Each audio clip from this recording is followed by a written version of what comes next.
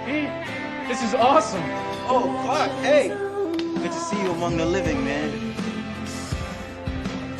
Check it out. It's the latest talent mix. Thanks, Pete. Good to see you all among the living. Hello, everybody, and welcome to the Talon Mix. It's a Smallville recap podcast. I'm Brian. Zach is here. Zach, why the fuck is our Warrior Angel episode quickly climbing the ranks into being our most listened to episode? I can't figure it out. I don't know, but this is now a Warrior Angel podcast. Seriously, apparently that's all we talk about every week is Warrior Angel. I don't know. A couple of years ago, like I was doing like a lot of friends podcasts, so like I talked about this show a lot. I don't know if maybe one of those like sprung back up. I don't know if you're now here because like that episode rose up. And then we acquired no new listeners from it, right? Like it's the same old, like whoever is still listening to this is the only people still left. So if you happen to have like jumped in on that Warrior Angel episode and have made it this far up, what's up? What are people still listening to that episode? I that can't specific one. I can't really tell. All right. Okay. It's it's now it's kind of like in this last week, no. But I looked at the number and I'm like, it's number 3. It's our third most listened to episode. That's so weird. I did want to just reassure you in case you were worried. It's been 2 weeks since we've seen each other, and I just want to make sure you know that I am the real Zach for sure. This is me. This is. Although I did want to ask you, do you know where I put my super secret Kryptonian items? Where do I keep those? Yeah, Zach, here's the thing. Oh, I just watched this episode, so I'm feeling pretty untrustworthy, actually. So why don't we get through the podcast, and then I will determine if you are the real Zach. Okay. And if you don't, I'll fucking kill you. I mean, sorry. Wait. Okay.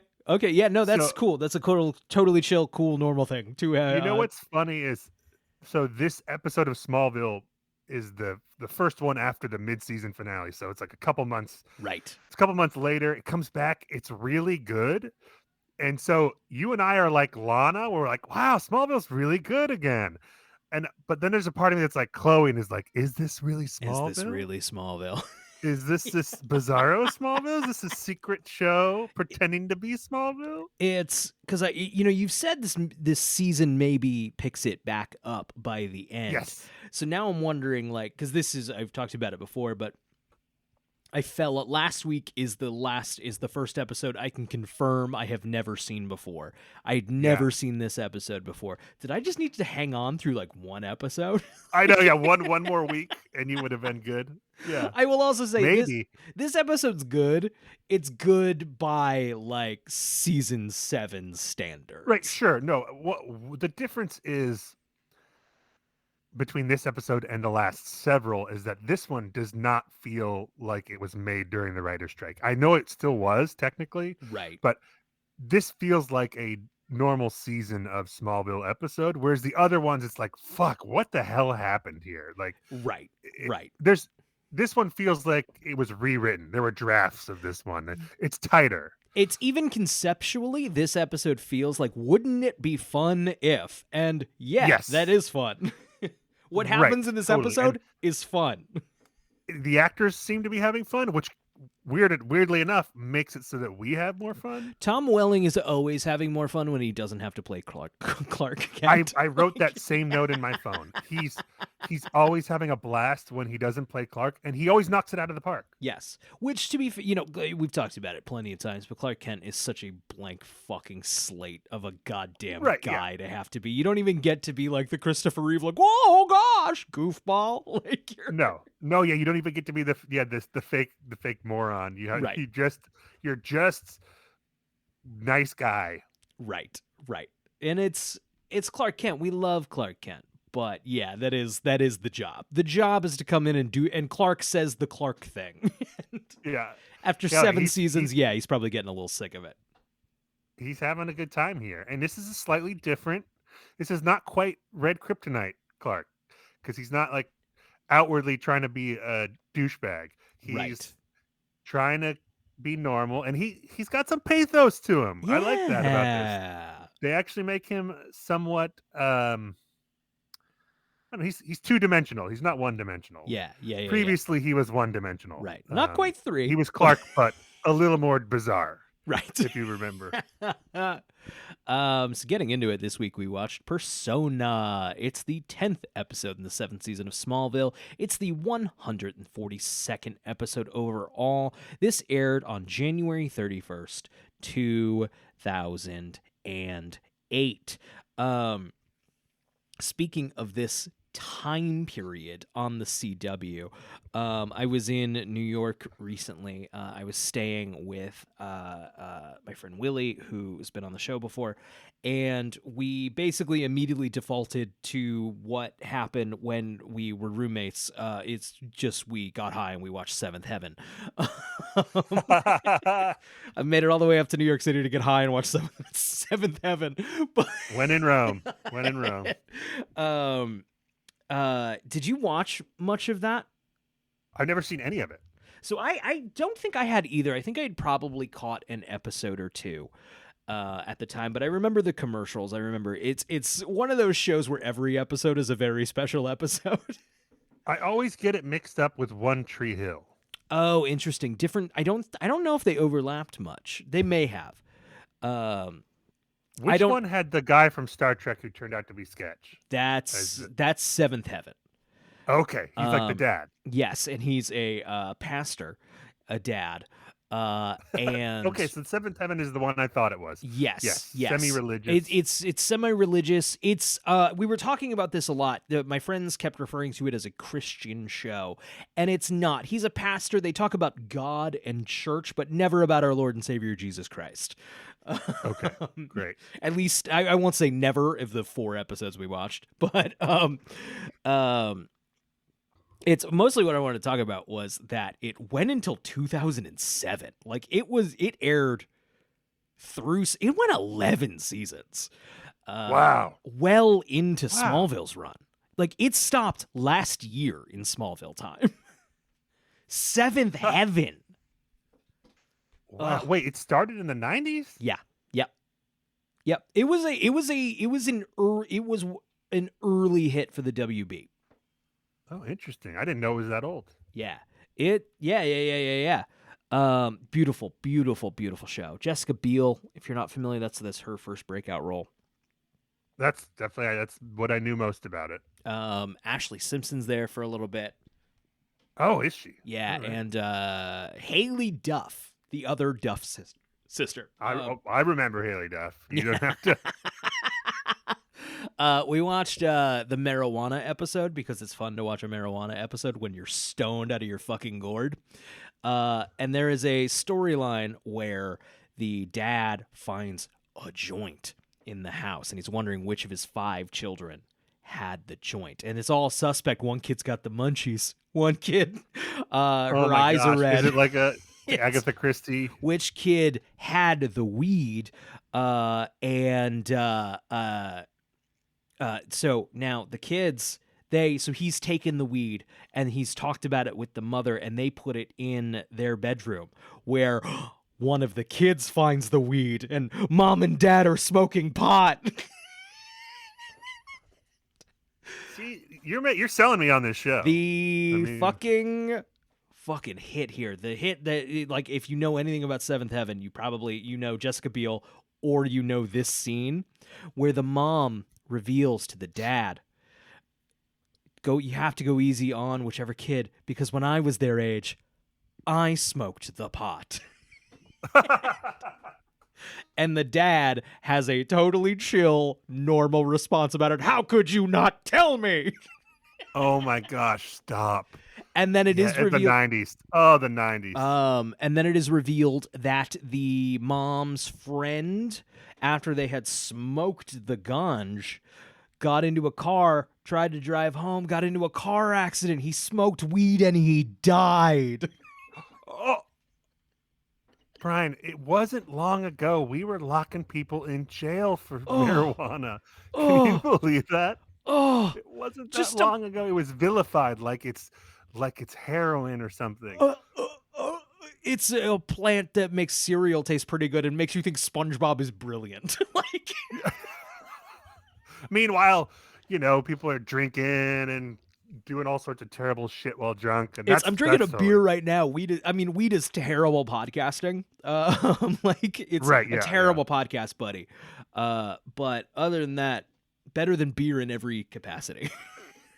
Yeah, I mean, as far as causing problems, Yeah. it's I will say, I do think the conversation kind of pivoted in a weird way to weed is good for you. I'm like, all right, let's calm down here. No, for sure. Look, they're all vices, Right. But it's pretty innocuous compared to, like, Tylenol's probably doing damage to your body too. Right. Weed makes your heart race a bit. You probably shouldn't do it if your heart sucks. Like, Right. Yeah. That's my medical understanding of it. I guess that was enough of two diversions. That's our soapbox for the day, which is just weed's fine. Yeah, It's fine. We got Smallville to Seventh Heaven to weed to the soapbox is where we went. Beautiful. All right. It is morning on the Kent farm, and Lana Lang is waking up in bed next to Bizarro, because we do know this is Bizarro, right? Bizarro. Here's my sorry. Before we get started, I already have. This is a rich text. This scene. We might spend another hour here. Right. So this is implied to be a post-coital, right? I thought they were waking up. Oh, they're waking up. They're waking up. They've been doing it. They've been boning down, right? I don't know. They are. I feel like that is implied.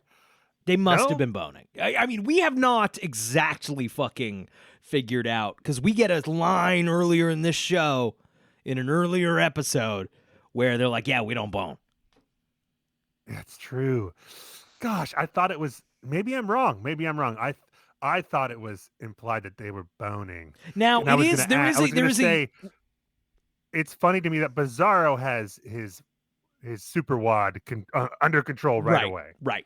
It's going to imply that they bone later in this scene, but from what we know about the sexual compatibility of Clark's Kryptonian body and Lana's human body, all they do is get in bed and kiss.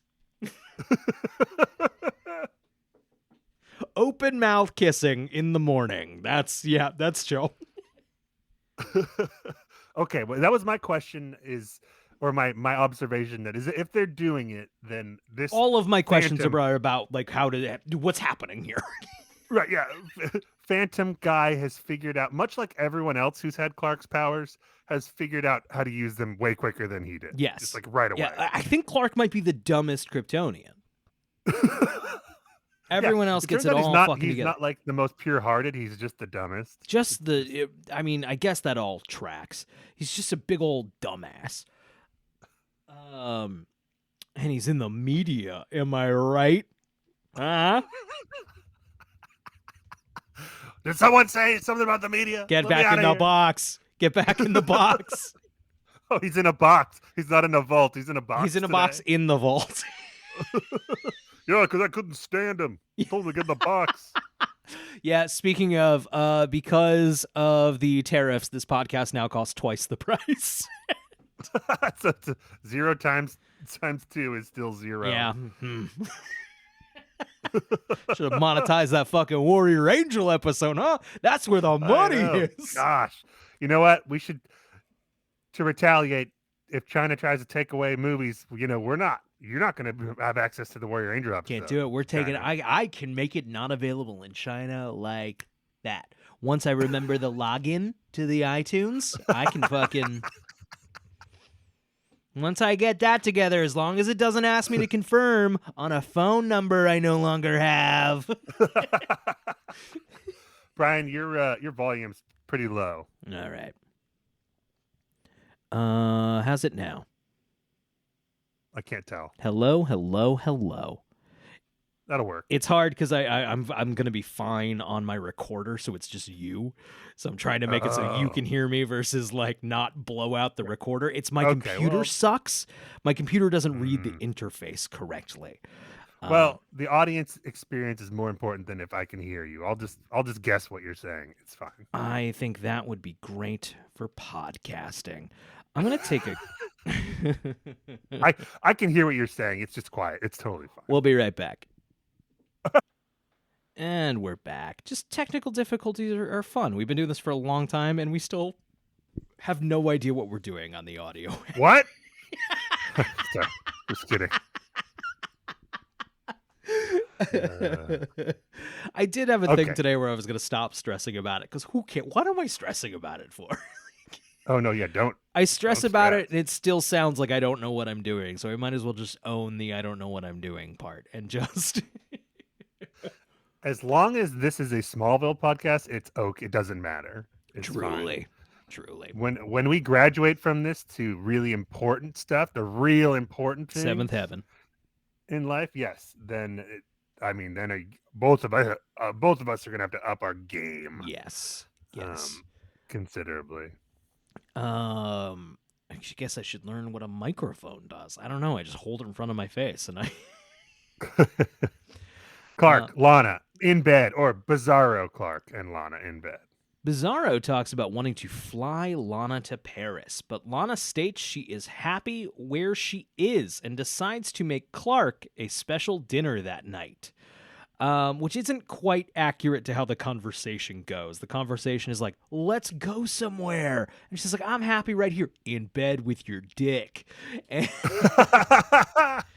I appreciate that he's like, why don't you let's travel the world and see all the places you've never seen, like Paris. He picks the one place we as the audience know she's been outside of Smallville, Paris. that is goddamn true.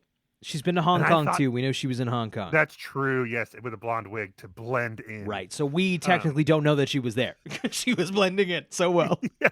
She was invisible. But I thought that was going to be like a thing where she's like, well, I've been to Paris. Nah, but no, remember. it's just she doesn't even. She's like, okay, I'll go back to Paris. This episode is pretty good. Let's not nickel and dime forgetting things like Lana went to Paris for a scene. Yeah, no, for sure. This is a entertaining episode of Smallville that kept my attention. Which is not a guarantee these days. No. This might be the first episode of the season where I was not on my phone for a good portion of it. Yeah. No, there's no clunkers in the whole rundown of stories. Like it all pretty much works. Yeah. So she's gonna make Clark a special dinner that night. As she gets out of bed and opens the curtains, Bizarro's skin immediately distorts from the sunlight. He jumps into a shady area and gets Lana to close the curtains and rejoin him in bed.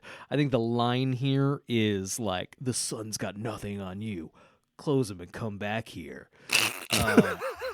Which, man... I'm definitely not Bizarro. I'm definitely not Bizarro, and this is definitely how you initiate morning sex. Fuck, I've been with my wife for 10 years. Morning sex is like, I got a boner, you want to go? Right, yeah. You want to do it? Yeah. You got a couple minutes? Want to get home? Usually met with a, fine. I like that he's like, close the window and come back to bed, and she's like, I guess I could spare a few more minutes. Lana, what are you employed? To kiss. Are you employed right now? We're gonna kiss for a couple of minutes. Your office place is shut down, right? That's the thing. That's the thing. She has a meeting today at the office. Oh. Which the whole thing was, it was shut down, but that was a whole fucking 3 months ago. This whole episode is very much okay, let's finish off all this other shit and let's start the season again. Right. It feels like. And good call. It's okay. Yes. Honestly, if the show works as well as this episode does, any little incongruities are fine. Yeah, honestly, my recollection is this is where it starts to pick up and get good. I'm not saying they're all going to be good episodes. No, but sure. This is kind of the turning point for the season. I'm hoping. We will. Well, I can say for sure we will find out. Grant Gabriel enters Lionel Luther's office to talk about paternity. While Lionel looks through some documents Grant gave him, Grant explains his background and states that Lex Luthor warned him that he could be risking his life by seeing Lionel. However, Lionel doesn't have a problem with Grant, and he decides to get to know him better. I will say I did think, and thankfully, we stick the landing here tonight. But I definitely was like, I thought we were writing Grant Gabriel off when he just fucks off into the and like, oh no, we still got Grant Gabriel stuff to do. We're gonna take care of this one. The Grant Gabriel storyline overall is a clunker. It was a miss. They didn't know what a the real fuck this miss. was. This is one of those balls they threw up in the air that just hit the ground and shattered. But this episode is the equivalent of making lemonade out of lemons, or like yes. just squeezing a little bit of lemonade out of this lemon. It's like making the best and moving on from this story, which is what you got to do. That's just shuck and move on. Yes. Do what you got to Yes. do. And who would have thunk it? The inclusion of Lionel into the storyline is what saves it. Oh man, who would have guessed? I'm trying to see, because what really sinks here is the Lionel Lex scene, which we'll get later. Of course. Yeah, funny. I'm scrolling through the writers. This episode is written by Holly Henderson and Don Whitehead, who appear to be writers this season. They're on a handful of episodes, and like it's not like I don't see. Does it say what the air date was? This was. Sorry, I'm flipping between things, and they are not loading great. Oh, awesome. Banter about something while the page reloads. Well, the reason I'm asking is because I just looked it up. The writer's strike ended on the 12th of February. Okay, this is January 31st, 2008. Okay, so it's right before. That's so interesting. Yeah, why is it, unless maybe, they like really wanted to get this one good. Yeah. Before everything like or they just had more time editing it because it was so long from the last episode. I don't know, but it just feels so much tighter. Yeah. So at the ISIS Foundation, Lana is going through police reports when Bizarro enters. Sorry, this web page is not in good shape. I'm going to switch browsers. Could you vamp? Vamping is really easy, but not for me because I don't know what to talk about. Can I so I used to do a show called Brian and Eric Don't Belong Here with my pal Eric Brenner, and I at one point I had to get up for a second. I'm like, Eric, vamp, and Eric did not know what that meant, so he just for the entire time I was gone, just went vamp and vamp and vamp, vamp, vamp and vamp and vamp and vamp, vamp, vamp. I had a random thought in the middle of the night last night. I could share that with you that I thought was funny, at least in the middle of the night. It's loaded again, so is it funnier than the paragraph? I think you started it. Now you got to tell me, and I'm gonna tell you if it was funny enough. I was thinking about Rod Serling, the old Twilight Zone. Yeah, of episode, course. And how at the end of each episode, he would come out and basically explain to you what the episode meant. Right. Like, this is the meaning. And I was thinking it'd be funny if he did that in other TV shows. If he just came out at the end and was like, Ross doesn't trust Rachel. And that jealousy brought Ross to the darkest regions of the Twilight Zone. That's beautiful. I don't know why that just popped in my head in the middle of the night, and I just was cracking up. And I think so there you go. That's my thing. I think, and you have to think about this because I think this is going to be a new segment moving forward. You have to give us Rod Serling giving his wrap up of the episode. Okay, I need to be able to prepare it though. Because Yeah. really You don't have to do it. You don't articulate. have to. This is moving forward. Tomorrow can be, next week can be the beginning of it. But every Lesson episode learned by Bizarro in the Twilight Zone. I think okay. Is it time to retire? Yeah, and Smallville Gods. Oh man. Oh yeah. Let's think on that. Let's think on it. Think on that. Let's think on I it. don't I'm know if open we to it. We've been doing this for a long time. I'm open to it. That was so long ago. Nobody knows what the fuck that. We didn't even air that episode. Oh yeah, but we will when we get around to season 1 Right, again. of course. I was also thinking when we come around again, more rewatch podcasts should just keep going. They should just keep Just going forever, we're through. just trapped in this loop, Yeah. like Groundhog Day. And that could become like a time narrative, loop. which is funny. I was thinking about how we should keep track of storylines that go up and just drop what's the hit rate on storylines? Right, yeah, Like really exactly. granularly break down long-term arcs and like, does this end satisfyingly or do they drop it? And have a number at the end. Yeah, do they drop it like without any ceremony? Do they make a half-hearted attempt to wrap it up? Yes. Like, Yes. yeah, It's just a pie an chart. insane chart of like storylines begun. Where do these go? More work, a thing we definitely are going to do on this show. On the skeleton that is this show, that is basically now formally an excuse for us to hang out. At the ISIS Foundation, Lana is going through police reports when Bizarro enters. In her secret surveillance room, she shows him a report on another dead homeless man that has been killed and drained of all trace metals, resembling what happened to Casey Brock. 7 homeless men have been killed in the past 2 weeks. Bizarro suggests that Brainiac must be regenerating, and Lana triangulates the attack to find his possible home base, Suicide Slums.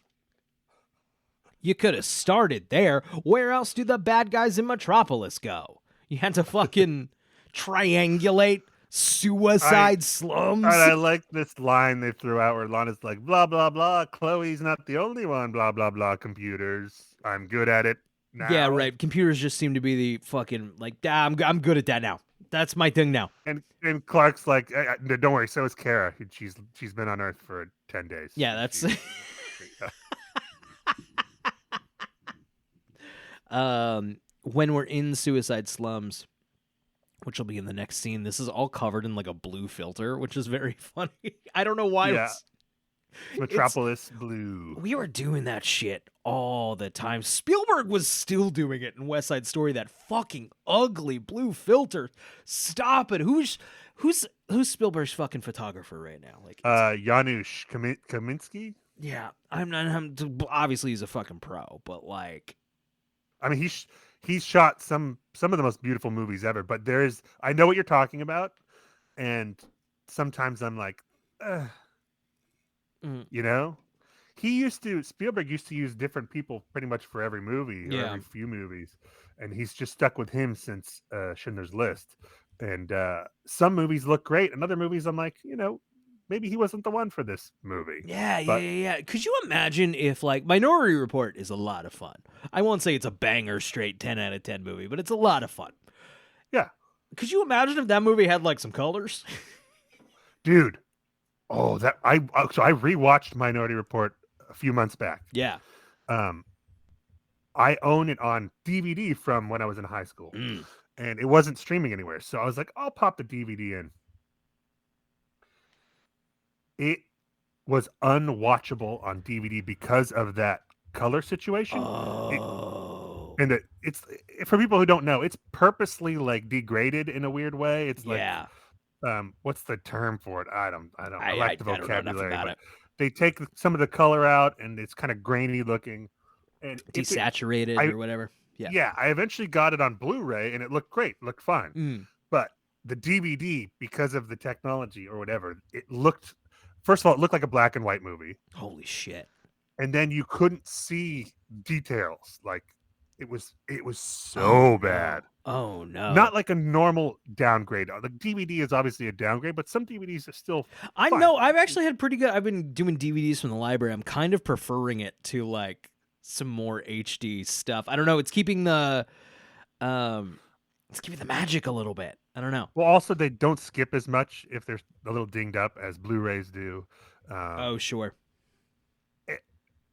It just depends when it was made. Some DVDs, like if it's from like 1998 or something, it's like, yeah, this is probably not going to be Like, but if it was a DVD from 2009, it's gonna look fine. Right. It's Right. gonna Right. look Right. good. Right. We had it's early DVDs can be a problem. We have a great conversation about Invasion of the Body Snatchers, which you will hear at some point.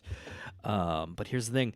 Doing 2 podcasts while you have a toddler is hard, and we really want it to be good. It's because we care about it so much that it's taking so long. But hey, we're banking episodes, so we Yes. have. Hopefully, you will get it without interruption for a long time when you Yes. do get it. Yes.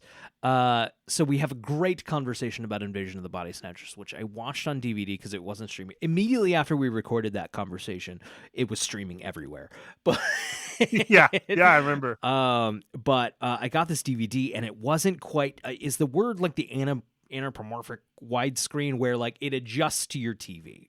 It figures out the size of your TV. So I got the square. And then the letterbox in the square. Right, which the is old school. Awful. Usually you can change the setting to zoom in a little bit on your TV. You can, but like that's zooming in a tiny, like it was almost better to watch it quality like goes down. tiny than just a very, very Yes. pixelated Donald Sutherland's face. Like, Yes, yeah. I've had a few DVDs like that. I I have got a from the very big library. TV, Zach.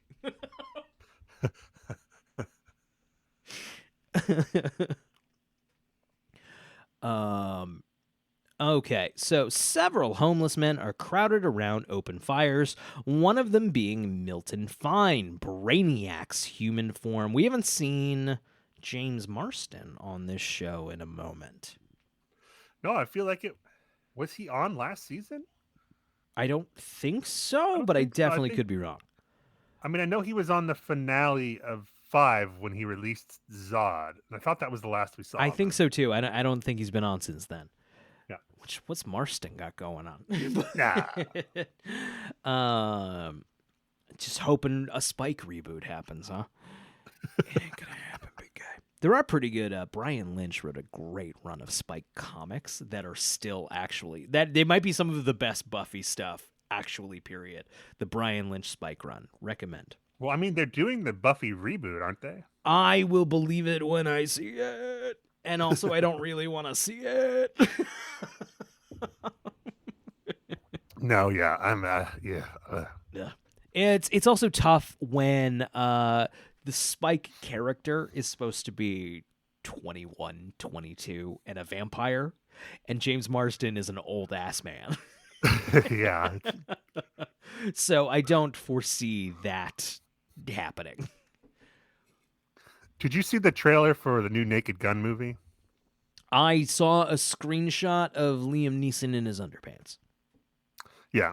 I don't know if it's going to be any good, but one funny thing that they are showing in the trailer is that first they're showing that Liam Neeson is playing Frank Drebin's son, so Leslie funny. Nielsen's son. That's funny. But then it shows that every other character in the station is the son of someone else from the previous movies. That's funny.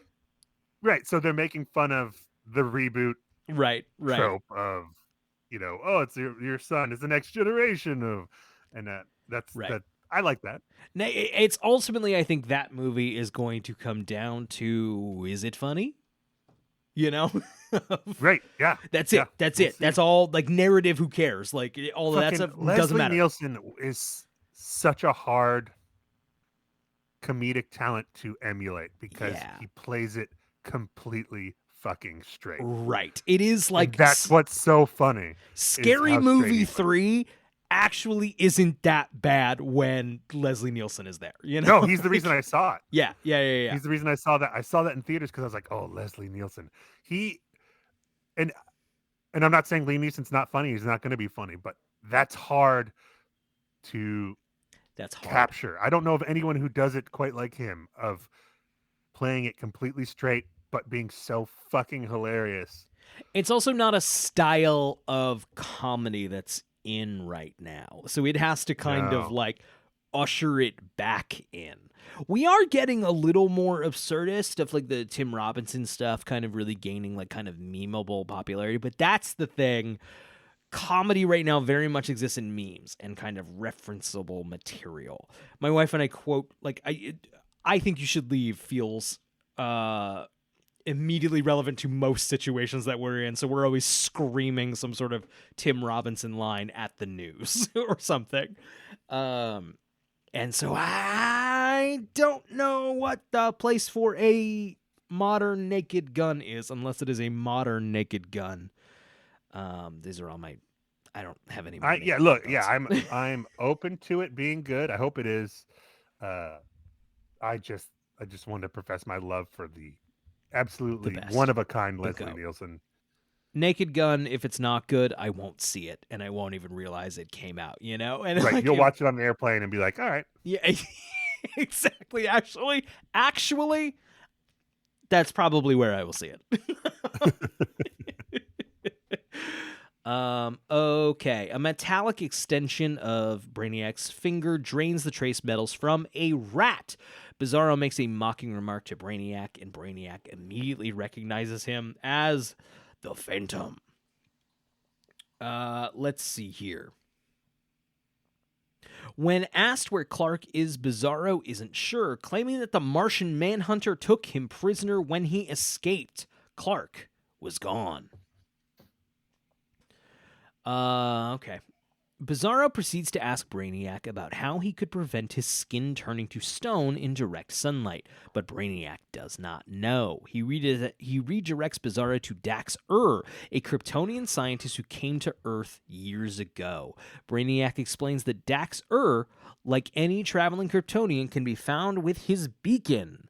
Brainiac watches a sinister grin on his face as Bizarro leaves to search for Dax beacon. Another Kryptonian on Earth. I like this episode. I think this episode's overall very good. I've said that a number of times. Totally. It's a little, as we get deeper into the show, it's a little like the Star Wars expanded universe problem, where like Luke is gonna bring back the Jedi, like he's saved this dying thing, and like, oh, also, but there was another guy on another planet, and there was another guy who knew all this on another planet, and there's a guy who was here the whole time. There were actually 300 other Jedi around, right, in hiding.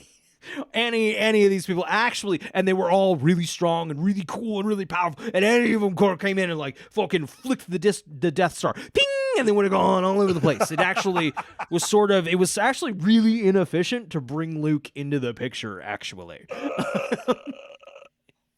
Boba Fett is a one-of-a-kind badass, but there's also a whole race of Mandalorians who are also badass. We're also all badasses. Like him.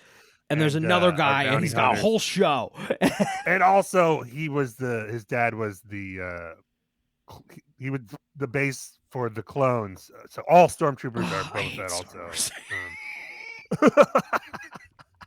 I hate Star Wars in a way that only someone who truly loves Star Wars can hate Star Wars.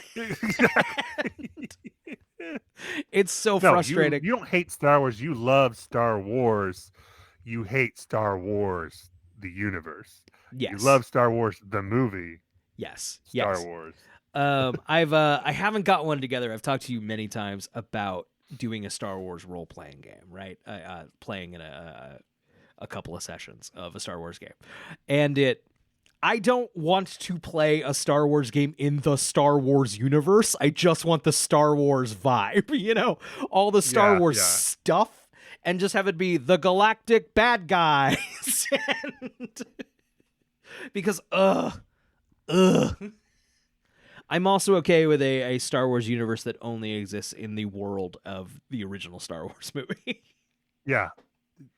Let's start writing sequels to Splinter of the Mind's Eye. Let's explain what that is. Explain what that is to people who have had sex before.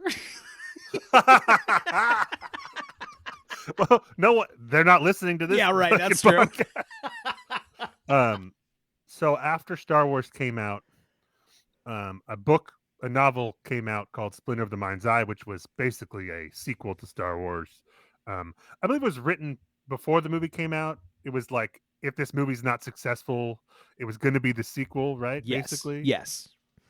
And they released it to make money, but in it came out before Empire and before Jedi. So what a ballsy move of, let's start figuring out the sequel to this movie that's definitely gonna fucking flop. Yeah. I don't know the exact plot of it. I know it's Luke and Leia are not sisters; they're romantic interest. Darth Vader is not his father. They battle Darth Vader Yes, again. I read it a long time ago.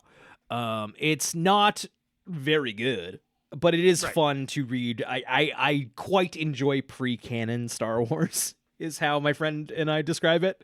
Yeah. I do like the idea of like there's a million people who have said they should redo the prequels, and now there's a million people who've said they should redo the sequel trilogy. And like, what if we redid everything after A New Hope? What if we did that? Yeah. I mean, I'm not saying get rid of those movies because obviously those are some of my favorite movies all ever Of made. course. But like a comic line of like, Let's just see. what if That's what good. what if Darth Vader's just the guy who Fuck. killed Luke's dad? Fuck. What if Fuck. Luke and Leia are boning because they're not related? Zach, You know? they can't stop us from writing that fan fiction. They can't stop us.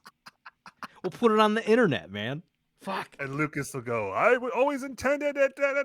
No, you didn't. I have it in writing right here. What's There's a a paper different trail, what's a George. different fucking sequel look like, and all you have to work off of is what's in the original movie? Fuck, that's good Yeah. as shit. That's good as shit. Actually, no. A new podcast where every episode we come up with a new Star Wars sequel. We just have to break it down. We just have to break down the plot. And it's the new Star Wars thing following off of what?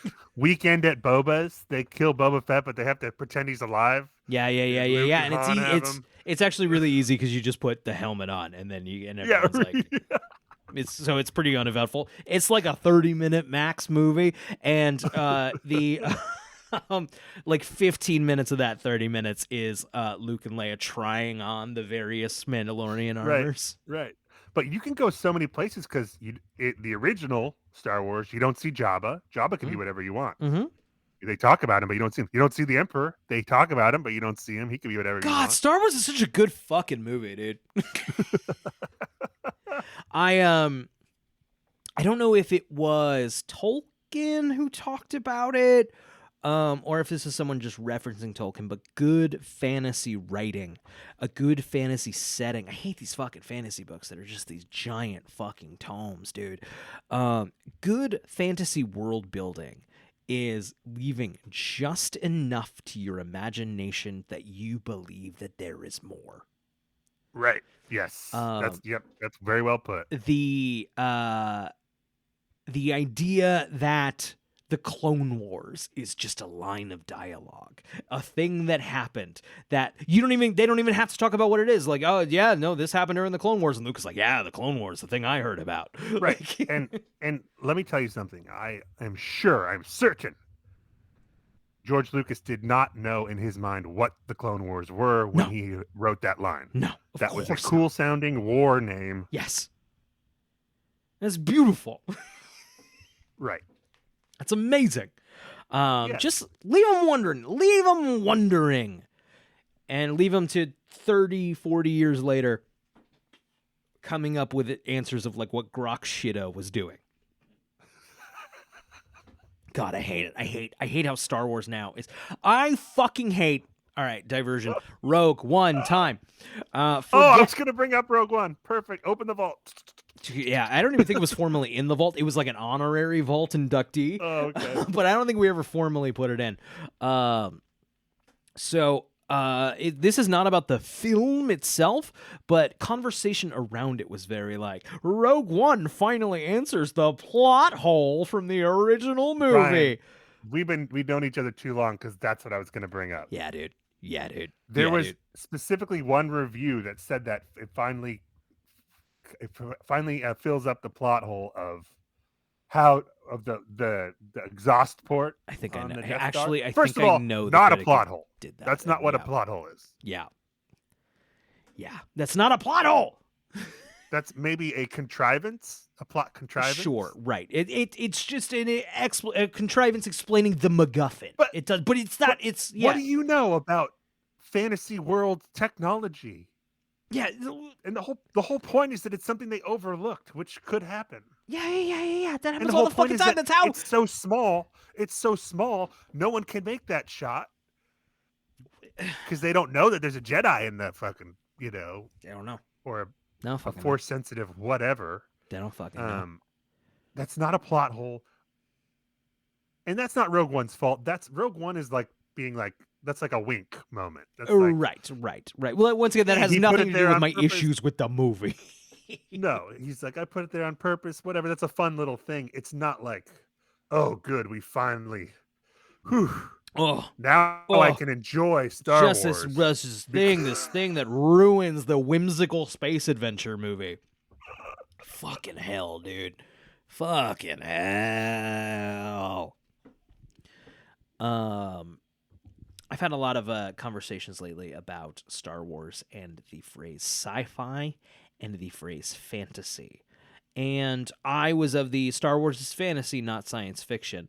But also, I'm of these words used to not fucking matter so much. And like, we're all wrong for giving that much of a shit about what these words mean. Yeah, sure. Yeah. And you're right, though. You're right. It is fantasy. It is. I basically, I left New York City and now I'm back into like, everyone fucking cool it. Like, everything we're talking about is stupid. People are dying.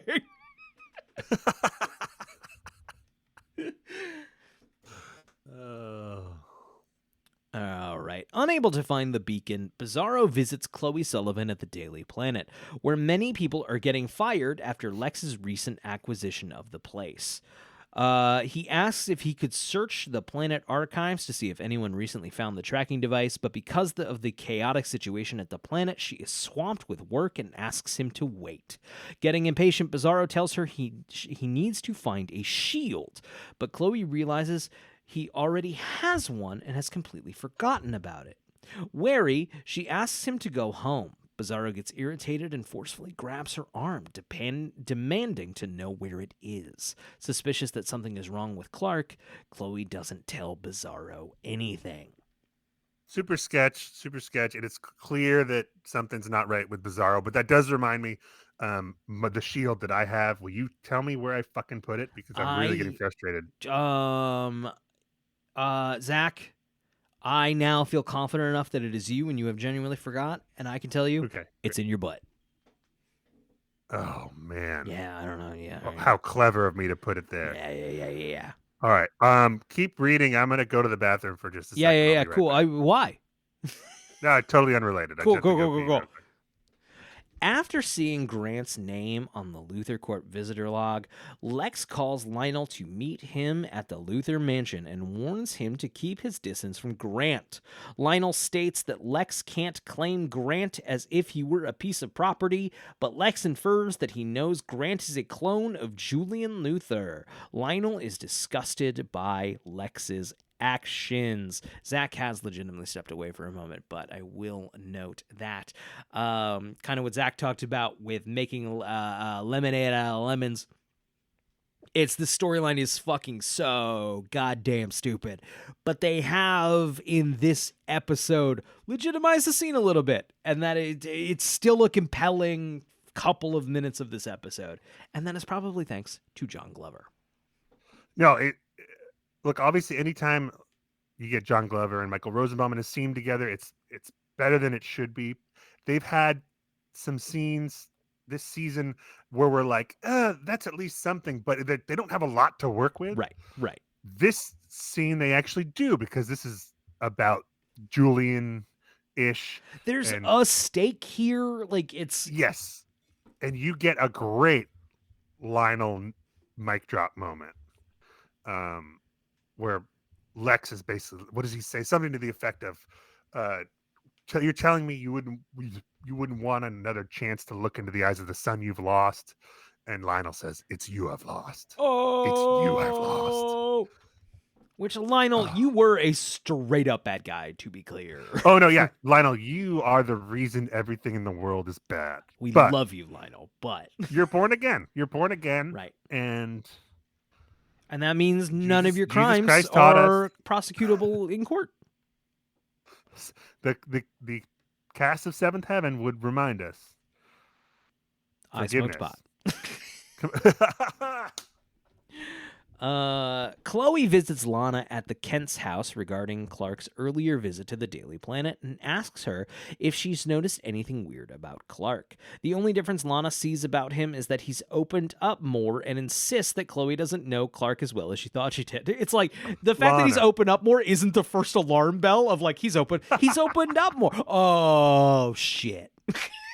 I wrote down Lana ... here. This is not a what have we been calling her? The juice goblin. No, This is she not has a stuff juice to do goblin here. Situation. She does. This is the writers making Lana really fucking dumb, Right. in a frustrating way. And look, it still works for the episode, and Right. she does her best with it. But it's like, come on. Yep. How many times has this guy had a different personality because of some weird alien shit going on? It's just, if anything is different other than, hi, I'm Clark.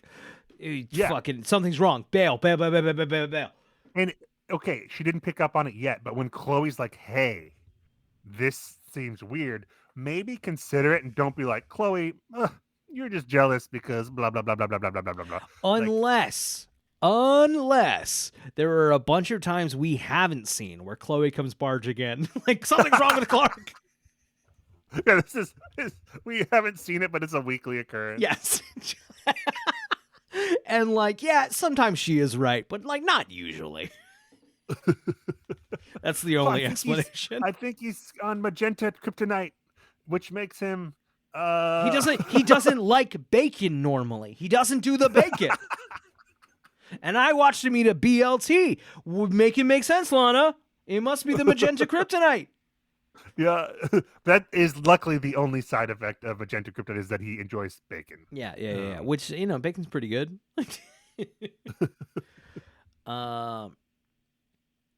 Okay, Chloe maintains that Clark's personality has completely changed. I don't think completely changed. No.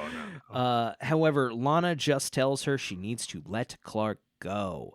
At this time, Bizarro returns home, telling Chloe that he and Lana are planning to move to Paris soon. Chloe is visibly upset. After an awkward silence, she leaves immediately. Lana tells Bizarro about her conversation with Chloe, but Bizarro claims that he didn't forget about the shield, he just can't find it. Lana suggests he go to the Fortress of Solitude to see if Kara took it there. And Bizarro goes, oh, yeah, the fortress. So the implication is that Bizarro didn't know about the fortress, and Lana saying that made him realize there was a fortress. Except they cut the scene right there, and they cut to him showing up at the fortress. So I want to know, did he go, oh, yeah, the fortress. Remind me, where is that again? Yeah, you got coordinates for that? Or... Yeah, is that in the backyard? Oh, right. It's at the North Pole. Of course. Where in the North Pole? Just you vague. Like, can you point on a map? No, it's totally me. It's everything's normal. Everything's fine. But what are you talking about with the fucking fortress? I don't understand. Yeah. Also, I think he's been there. No, I guess no, he hasn't. I'm talking on my ass. No. Okay, in the fortress, Bizarro calls for Jor-El, who says the Phantom is not welcome. Thinking he will find the shield eventually, Bizarro leaves the fortress and Jor-El releases Clark Kent to go after Bizarro. Oh, so now we're letting Clark out of punishment. Yeah. Surely Bizarro has a name other than Phantom. Can we be a little more courteous? Can we just call him Bizarro? That's like me calling if I put a prisoner in jail, I think Jor-El put all these people in the Phantom Zone, right? Right. So I put someone in jail and they escaped and confronted me, and I was like, listen, prisoner. Like, I know your name's Bill. Nah, you're trying to dehumanize him. Nah, it's a tactic. Jor-El works like that. I mean, Jor-El is a prick. It is established. That's how Jor-El works, man. It's how they remove their personhood. He was right to punish Clark this time, but overall he is a prick. Yeah. For sure. Clark super speeds home and hugs Lana. Oh no, I clicked a fucking link by accident. Okay, I'm back. Clark super speeds home and hugs Lana, relieved to find her unharmed. Lana is confused about why Clark is saying that he has been gone for weeks. She is in disbelief when Clark explains that it was actually the Phantom. Oh, this is the best because Chloe came and was like, hey, I don't think that's Clark. And she's like, Chloe, you're insane. Clark shows up and is like, hey, that wasn't me. And she's still like, no. Clark, No. you've been having memory problems. And then she says my favorite line, which is like, remember when we were in bed when we boned earlier? If I thought there was a chance that my spouse had been replaced by a doppelganger and that I had been banging it, I wouldn't bring that up to the real one. Right. For a while, I would wait to make sure. Yeah. I'd be like, oh, we know? banged all the time. I was wondering why his dick was so much bigger. Yo. So yeah, how long do you think until in Face Off they talked about it?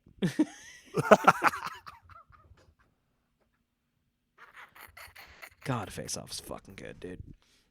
Oh man. Okay, she tries Speaking to of movies, they're apparently doing a reboot with both of them coming back. Both of them. Oh God, I don't want that.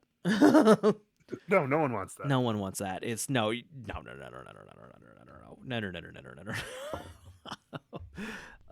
Face Off is a perfect movie, and I mean that on acknowledging its imperfections. I think it all works together into a perfect movie, and it doesn't have to fucking don't. There are movies that need to stay in 1997. It's a beautiful pre-Matrix movie. Like yes. We don't need a legacy sequel for certain things. No. What could happen to the next adventure of the Face Off gang? What would you do for a Face Off sequel? What would the story be for a Face Off sequel? Look, the story of Face Off has been told. Yes. There's nowhere else to go. There's nothing else to fucking do. Both their faces are bad now.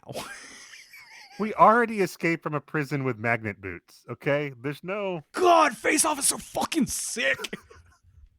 I love that it was originally a sci-fi, took place in the future, and that's why they had the magnet boot prison, and then they rewrote it to be modern day, and they're like, let's keep the magnet boot.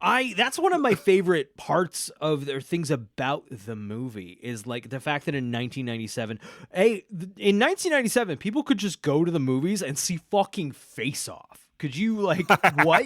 I did, Brian. Yeah, that was just a movie you saw for what? $8? $8 you got to just go see Face Off. Brian, same year as Con Air. Fuck man. off, man. I saw both those movies in theaters with my dad, Con Air and Face Off. But I love this like light sci-fi element that just exists, and like there didn't need to be in the year 2100 and like right, yeah, no. It was just like, yeah, it's got sci-fi magnet boots. They switched fucking Nick Cage is fucking John Travolta now. You got a fucking problem with magnet boots?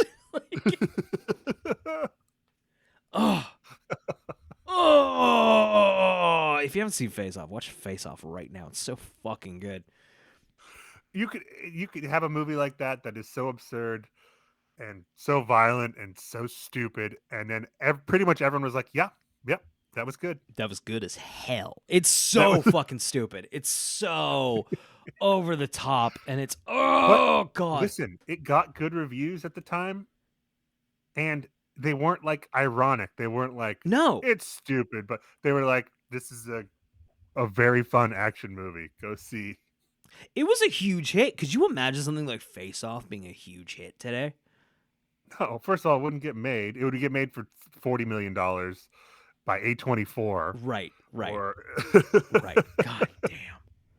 God damn. This is what the death of the movie like star. CGI boat chase is your climax. Oh, they'd cut the whole boat chase. The boat chase is fucking ridiculous. Like that is the movie's done. The movie's done. Now we're gonna get on the boats for 20 minutes. Yeah.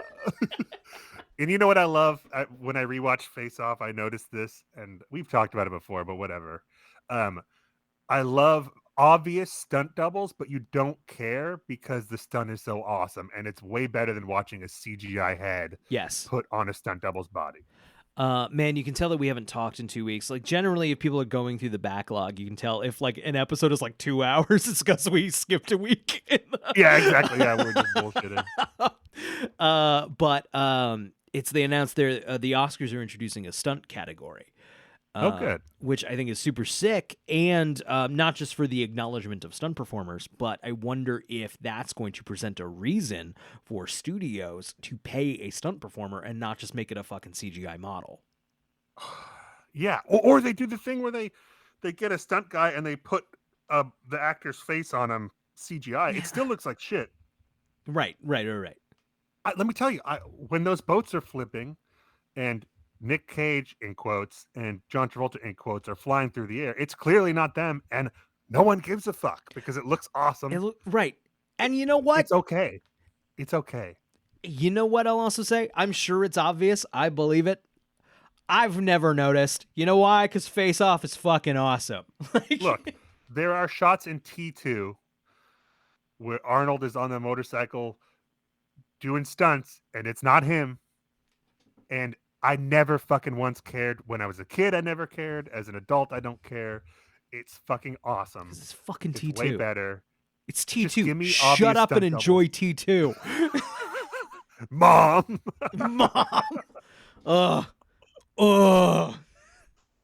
I'm seeing them again in a week. First time since they fucking disrespected T2 in my home. You should make him watch something else that. No, what you're gonna, you know what? While I'm up there, we're gonna record an episode with my mom. My mom wants to do this podcast, which is hilarious. She doesn't listen to it, to be clear. But we're gonna have my mom on. Watch a Smallville. What's that? Since you have to make her watch a Smallville. I have to make her watch a Smallville, but also we're gonna ambush her and fucking bully her about T2.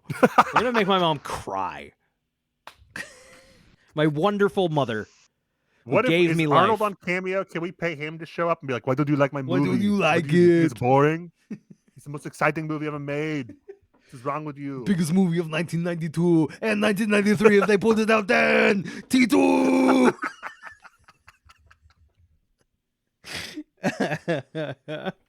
I'll be right back.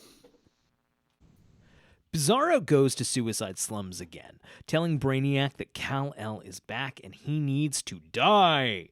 Since he drains green kryptonite of all of its power, Bizarro can't kill Clark himself, so Brainiac agrees to help him kill Clark. He also criticizes Bizarro for falling in love with Lana, but he agrees to let Bizarro go after her once he diverts Clark's attention. That's written a little strangely.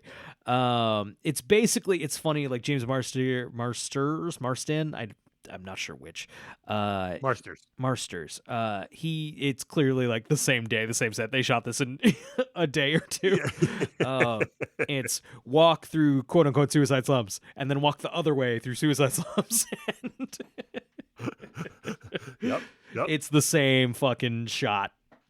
Oh, Brian, get used to looking at the same street corner because season 8 is where we introduce our new Metropolis downtown set, which is like half of a block, and they use it. Beautiful. They don't do outside stuff anymore except for there to save money. Beautiful. Clark visits Lionel to see if there is any way to defeat Bizarro for good. Lionel suggests that he use blue kryptonite, which will increase Bizarro's power exponentially so that his body won't be able to contain it. I don't know if I needed that explanation. The blue kryptonite fucking kills him. Great. To find blue kryptonite, Clark must find Dax who came to Earth a century ago and vanished. Not sure how to activate his beacon, Clark has Lionel explain that it is voice activated. So Dax just has been avoiding like Lex's fucking shit the entire time. It's fine. This episode's good. Sure. It's fine. Clark has Lionel explain that it's voice activated. He just has to say Dax and the shield will do the rest. After Clark leaves, Lionel, quote unquote, gets into an elevator and morphs back into Milton Fine. It's a nice misdirect here by the writers because you would assume, or at least I did, that he's giving Clark bad information. Right. Because he's teaming up with Brainiac. But he's not. He's giving Clark the correct information to take this guy down, it turns out, because he has ulterior motives for that. But it's a good, it's good little switcheroo. It's good. Yeah. Well written. At the Daily Planet, Clark goes to see Chloe, who is upset about Clark and Lana's move. Clark explains that Clark, quote-unquote, that visited her earlier was actually the Phantom. Starring, what was the Phantom movie? Billy Zane. It's Billy Zane. I'm just going to, anytime it says the Phantom, I'm going to say Billy Zane. Ooh, if they got Billy Zane to play a Phantom in this show, that would have been great. That would have been missed great. opportunity. But Chloe is apprehensive about believing him, especially since he is looking for the same shield the Phantom was looking for. Could they get Billy Zane on this show, or is he too? I don't see why not. Oh, come on. I don't know. I haven't seen him on other shows. We're 10 years post Titanic by this point. I was going to say he was in Titanic.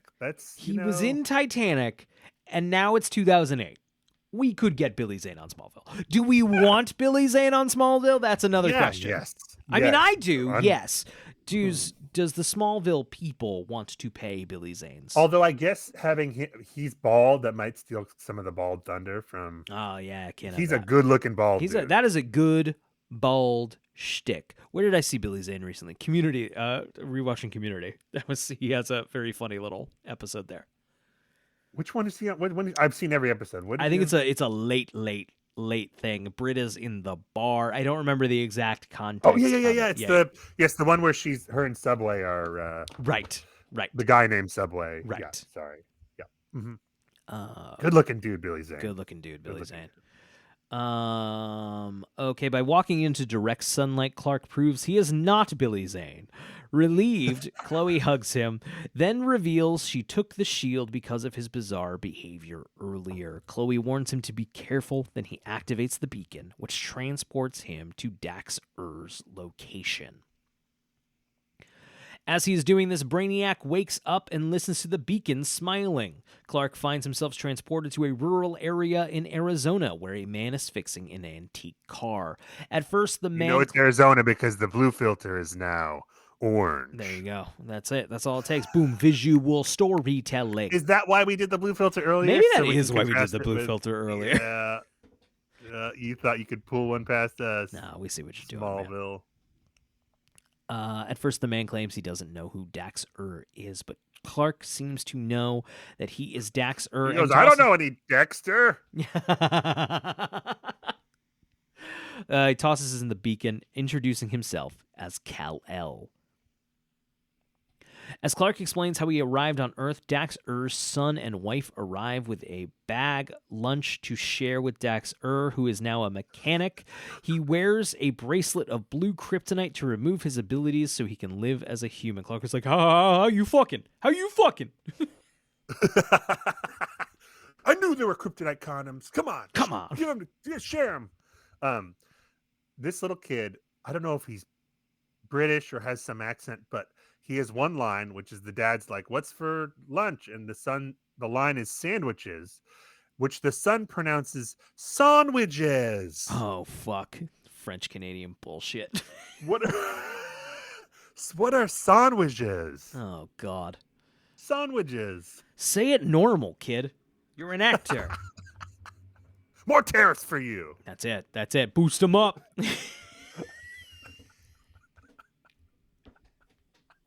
I'm pro tariffs, but only against fucking Canada. Oh my gosh. Or countries where there aren't any inhabitants. Yeah, the fucking Jesus Christ. Fucking clown show. My news consumption at the moment is occasionally turning on my FM radio, listening to NPR, getting about 10 minutes and like, that's enough of that for today. Right. Literally you just turn the volume up and it goes, everything's still bad, and you turn it back down. Yeah, pretty much. This was before the tariffs hit, but NPR was interviewing like an economist, talking about like, hey, we're just gonna break it down into simple terms. Like, what does this mean for you and your family? And the economist just like, ah! We're gonna take a commercial break. The economist just jumped out of the skyscraper. I was like, oh, this is good. And I was like, I'm listening to this segment like, give it to me that it's not that bad. Give it to me like, tell me it's not that bad. And that was not what happened. Oh, everything will be fine or we'll all die. Whatever. What's the difference? Okay. Let's see. Clark is intrigued by Dax-Ur's choice to give up his powers and live as a human with a family, and Dax-Ur states that he has no regrets. This also ties into kind of what we know is the quote-unquote possible canonical ending for Clark Kent in this universe. Where we will learn in another show Clark's kind of decision here. And unintentionally kind of fun. Okay, thinking Clark also wants to live as a human for love, Dax-Ur gives Clark blue kryptonite, and Clark puts it in his lead box to shield him from the effects of the rock. He then super speeds to Lana, who is trapped by Bizarro in Queen Tower. So yeah, you can't bone without that. You gotta take this green kryptonite or blue kryptonite so you can bone, brother. That's all he's thinking about. He's Yeah, like, yeah, yeah. I don't fucking care about Bizarro. I need this blue I kryptonite. gotta get it. Bizarro throws Clark against a wall, and Lana picks up the blue kryptonite. Clark explains that it will destroy the Phantom. Bizarro tries to convince Lana that he loves her more than Clark and will devote his life to her, something Clark will never do. Lana confesses her love for Bizarro to trick him and gave... I don't know if that's quite what the scene is. I take issue with that wiki writer. It's the line here is, I've been more in love with you in the past month than I have, and it wasn't you. And she means it. And that's great. It's great. That's why it's good. It's good because she's not just tricking him. She's actually feeling it. And then just the fact that oh no, Bizarro actually did fall in love with Lana is so fun. Yeah, it's great. She fell in love with him. He fell in love with her. And she still just decides to kill him because she does love Clark as well. Right. Honestly, might have been a better decision for Lana to stick with Bizarro. I'm a little like, what would that have been like? It did unfortunately remind me of, in a slightly negatively compared, and it's not all that the same. There's an episode of Buffy of season 2. Angel, her boyfriend, her vampire boyfriend, is the villain of the season. He has sex and loses his soul because that's a thing. Don't worry about it. And he becomes a bad guy, a bad vampire, and they gotta do a ritual, and it's gonna bring Angel's soul back. It's gonna save Angel, but he's really dangerous. So Buffy's ready to kill him if they can't do the ritual, and so Buffy's raising the stake. Boom, the ritual works. Angel returns to his normal, handsome, nice boy self just as the stake goes into him. And he looks up just Buffy. And and she kills him! And it's real good. And I don't know. It reminded me of that very good scene in a completely different show that had a completely different context. I mean, they are doing a thing here where it's this might be broken. This Lana, I mean, it definitely is. Yes. But this is the first time I feel like the writers are maybe we can this say doesn't work out for the them. thing we all know. Right. Maybe this is not going to work out for them because they waited too long and there's too much fucking baggage and trauma between them. Here. And Lana, Kristen Crook's already planning to go, right? We're writing her off the show now. Lana will likely never find true happiness in her life. Right. Just because of which, to be clear, we did know this was doomed. We've always been setting up that this was doomed. The end here was always that Clark Lana was doomed. Yeah, I guess. Yes. I think the head writers were always kind of thinking of a way to make them end up together anyway. Yeah. I think they would have if they could have, but I'm glad they didn't. Yeah. I don't know. Kristen Crook doesn't want to stay on this fucking show. She's so over it. No, it's over. It's over. It's been over. She knows it. The audience knows it.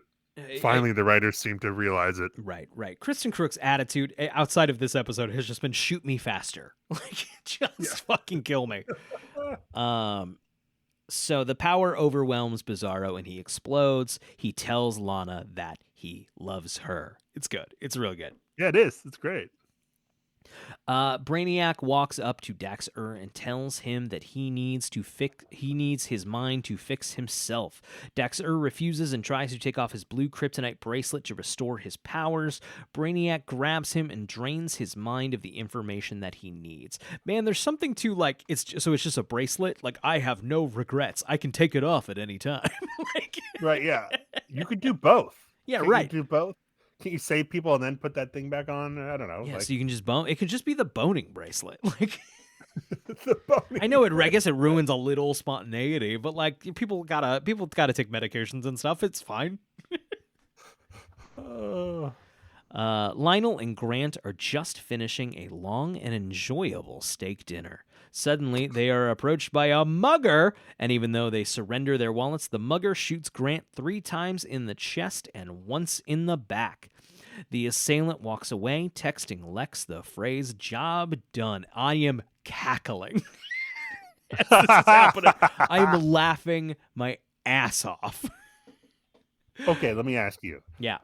Is it because of what happened, or is it because of the music that's playing? Everything just mwah, chef's kiss, so perfect. I just love, like, Grant Gabriel, we're done with this. Bam, bam, bam, bam, bam. Yeah, bye, Grant. And the music that starts up is music that I can only describe as like 8 years outdated in 2007. Like, Yeah. This would have been eye-rollingly lame. What is the song here? What is the song that is playing? A Pioneer to the Falls by Interpol. Interpol was hot in 2004-ish. Oh, that's true. You're right. Yeah. Interpol was hot. True. I don't know. This song sucks. It's not I was gonna say I was not a fan of the song, but maybe it's not the song. It just doesn't fit with the episode. But yeah, it suddenly turns into like a bad student film. It's yeah, like we're yeah, doing yeah, slow yeah, motion. No, it's I a definitely in different high school show. would have set a fucking video to an Interpol song. Right, for sure. It looks like a fan-made YouTube shipper video. Set to this song. It's bad. It's bad, and it's not a good song. Sorry, as much as like Interpol was hot, they were having a hot fucking minute. In 2025, none of the kids like fucking Interpol, you know. Yeah. So Grant gets shot 17 times. Lex gets texted the phrase "job done." Lex is calmly playing pool alone. Bring out that pool table, baby. But then drops his phone and walks onto the balcony during a thunderstorm, screaming in anguish as he is soaked by the rain. All he wants is a really brother. bad. All he wants is a brother. It's really bad, though. It's that writers, please stop writing Do more. in your screenplays that a character screams toward the heavens. Do it more. No. Do it more. It's never not been funny. It's awesome. And it's never so supposed to be funny. It's awesome. It's supposed to be. I love it so supposed much. To be a big Keep dramatic doing thing, it. and Keep it's doing always it. hilarious. Feed it to me. Put it It's right in there. Put it right in my fucking veins, brother. The thing is, look, you and I enjoy it, but it's never in the way that they want. No, it always sucks, and I'm just a fucking goblin. It sucks so bad. No. I'm convinced. God, back to Star Wars.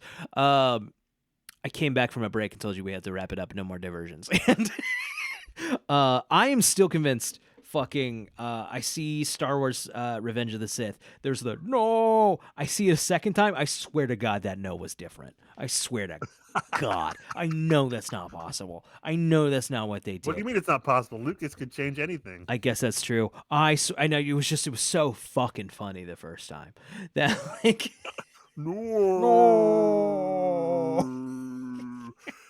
And he added it to Return of the Jedi. He added a no. God, you're right. When he throws the Emperor in the pit. That's Lucas. Lucas, you criticize it for the first time. Fucking double down on it. I'm trying to think of a time where that in worked. My notes, he always said no. You just couldn't hear him? Yeah, no, I always intended for there to be a no. The Superman, the movie, when he doesn't scream no, but he screams like in anguish after Lois Lane dies. Yeah. That's good. That's good. That's good. He does that. You know what? Because that's fucking Chris fucking Reeves. I buy it. I fucking buy it, man. See, I buy screaming in anguish. I don't buy screaming the word no. That Sure. is always what's silly. Sure. Yeah, that's correct. For some reason, it's so silly. It's very silly. Yeah. The same thunderstorm is drenching the Kent farm as Clark looks contemplatively out the window, avoiding Lana's looks. Finally, she reaches out tentatively to touch his arm, and he looks at her while she looks at him with imploring eyes, getting very lyrical here in the wiki. They go to bed together, where Clark stays on his side of the bed as Lana crosses her arms on hers. They do not touch or speak to each other. Bizarro would be boning me right now. Yeah, she's pissed because she doesn't get to have sex anymore, and he's pissed because she was having sex with him. And he's never got to have sex with her except for when she has powers or he doesn't. I don't know. What happened to the blue kryptonite? Can't he take what? Yeah, right. Can we any left over? Like put it. Maybe he could, and they just don't want to bone right now. It's been a day. Yeah, that's true. It's been a day. Yeah. I have a long day. I don't want to bone down. No, for sure. I'm not 21 anymore. Where I'm just like, let's go. Let's do that. No, absolutely not. No, I need 3 days warning. You're not kidding. And if I have a my nacho, diet has to be right. If I have a Dorito in between those 3 days, it's done. We got to start over. Getting old, man. Getting old. Oh shit! Yeah, exactly. This is the 7th and final appearance of Grant Gabriel. Wow, 7 episodes, 7 messy episodes. Yeah. Let's see. He is tied with Dr. Hardin, Adam Knight, Gina, Jeff Haig, and Feora's clone as the 10th most frequently seen recurring character in the series. There's a big list here that I don't have to go down. I'm looking for any interesting things here. They're not really coming up. It sounds like all the good stuff is in the show. This is a good episode. I really liked it. No, it is. This was it. I hope we're back. I think we're back. I think next week we get Oliver Queen. Oh, wow. Look at us. Look at us. Exciting. All right. I guess that is it. Thank you, everybody, for listening. Once again, if you are here because of the fucking Warrior Angel episode, tell us why. We just want to know what happened. Please find some way to tell us. We want to know. I was going to have an email ready, and then I don't. That's... We have a Discord, right? Yeah. We have a Discord. The link is somewhere out there. Tell what the fuck happened there. Tell us why. And that's it. Zach, do you have... And I'm not saying it's the last question for the Smallville Gods. I'm saying it might be. It can't be. No. I don't know, man. I'm all in on this Rod Serling thing. I'm all fucking in on it, and I will definitely remember it by next week. Okay, my question for the Smallville Gods is, do you think